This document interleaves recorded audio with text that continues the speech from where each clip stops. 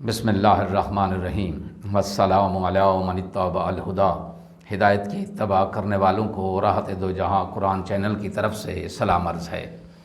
تمام تعریفیں اس پروردگار کے لیے ہیں جو بڑا مہربان، غالب آنے والا اور حکمت والا ہے۔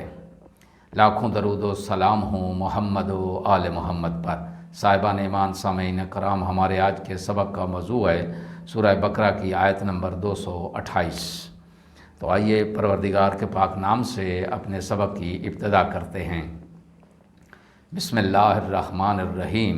والمطلقات یتربصن بانفسہن ثلاثۃ قروء ولا یحل لہن ان یکتمن ما خلق اللہ فی ارحامہن ان کن یؤمن باللہ والیوم الآخر وبعولتہن احق بردہن فی ذالک ان ارادوا اصلاحا ولہن مثل الذی علیہن بالمعروف وللرجال علیہن درجۃ واللہ عزیز حکیم۔ ترجمہ: اور طلاق یافتہ عورتیں 3 مرتبہ ماہواری سے پاک ہونے تک انتظار کریں، اور اگر وہ اللہ اور روز آخرت پر ایمان رکھتی ہیں تو ان کے لیے جائز نہیں کہ اللہ نے ان کے رحم میں جو کچھ خلق کیا ہے اسے چھپائیں، اور ان کے شوہر اگر اصلاح اور سازگاری کے خواہاں ہیں تو عدت کے دنوں میں انہیں پھر اپنی زوجیت میں واپس لینے کے پورے حقدار ہیں، اور عورتوں کو دستور کے مطابق ویسے ہی حقوق حاصل ہیں جیسے مردوں کے حقوق ان پر ہیں۔ البتہ مردوں کو عورتوں پر برتری حاصل ہے، اور اللہ بڑا غالب آنے والا، حکمت والا ہے۔ آیت کی تفسیر: اس آیہ شریفہ میں چند ایک احکامات بیان ہوئے ہیں جن کا ذکر میں آپ کے گوش گزار کرنا چاہتا ہوں۔ پہلا حکم عدت، یعنی طلاق کی صورت میں عورتوں کو عدت پوری کرنا ہوگی۔ پس اگر طلاق رجعی ہے تو عدت کے دوران شوہر رجوع کر سکتا ہے، یعنی بیوی کو دوبارہ اپنی زوجیت میں لا سکتا ہے، ورنہ عدت پوری ہونے کے بعد عورت دوسری شادی کر سکتی ہے۔ اور دوسرا حکم یہ ہے کہ انتہائے عدت، چونکہ عدت کی انتہا کا فیصلہ خون حیض اور حمل ٹھہرنے سے مربوط ہے، اور یہ نسوانی امور صرف عورتوں کے ذریعے ہی معلوم کیے جا سکتے ہیں، اس لیے ایسے امور میں عورتوں کی بات کو مستند قرار دیا گیا ہے۔ اسی بنا پر عورتوں کو بھی تنبیہ کی گئی ہے کہ وہ ان نسوانی امور کو نہ چھپائیں، چنانچہ ان مسائل میں دیانتداری اور راست گوئی کو ان کے ایمان باللہ سے مربوط قرار دیا گیا ہے۔ نمبر 3، حق رجوع۔ عدت کے دنوں میں شوہر اپنی متعلقہ بیوی کو دوبارہ زوجیت میں واپس لینے کا حق رکھتا ہے، بشرطے کہ طلاق رجعی ہو، جس کی تفصیل فقہی کتب میں موجود ہے۔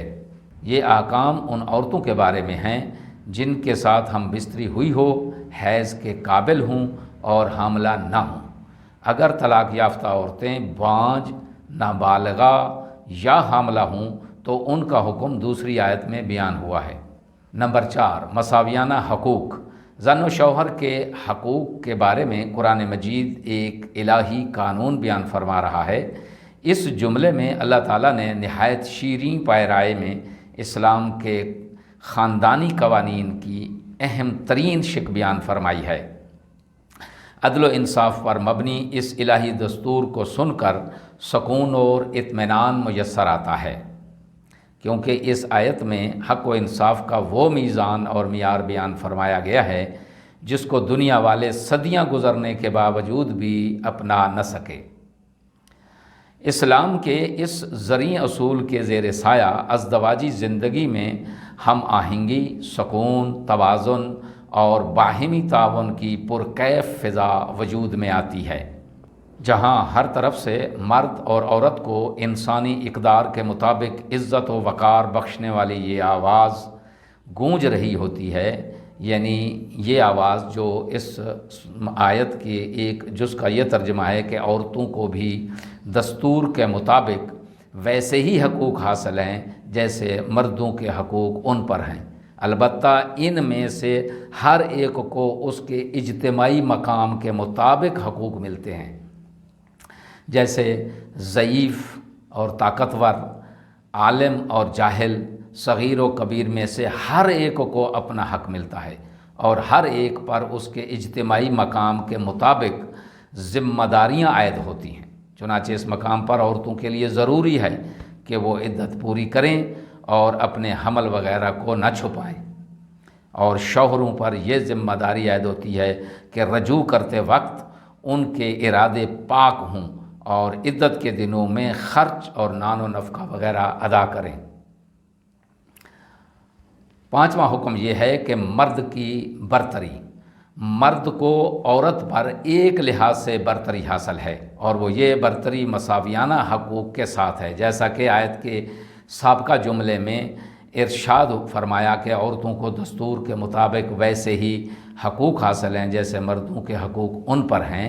قرآن نے نوع بشر کو دو حصوں میں تقسیم کیا ہوا ہے، مرد اور عورت میں۔ ان میں سے اللہ کے نزدیک افضل اور زیادہ صاحب عزت وہ ہے جو زیادہ متقی ہے۔ اہم نکات، پہلا نقطہ یہ ہے کہ عدت سے جہاں تحفظ نسل مقصود ہے، وہاں ازدواجی زندگی کو انتشار سے بچانے اور زن و شوہر میں صلح و صفائی برقرار رکھنے کے لیے غور و فکر کا موقع بھی مل جاتا ہے۔ نمبر دو، عورتوں کو ان کے فرائض کے مطابق حقوق حاصل ہیں۔ نمبر تین، خاندانی زندگی میں مرد کو کنبے کا سربراہ ہونے کی حیثیت سے عورت پر برتری حاصل ہے۔ آخر میں دعا ہے کہ خداوند عالم ہمیں پرسکون ازدواجی زندگی گزارنے کی توفیق عطا فرمائے اور ہر قسمی انتشار سے دور رکھے۔ سامعین سے گزارش ہے کہ کلام پاک کی ترویج میں مدد فرمائیں اور ان احکامات خداوندی کو اپنے حلقہ احباب اور اہل و عیال تک پہنچائیں۔ وآخر دعوانا ان الحمد للہ رب العالمین۔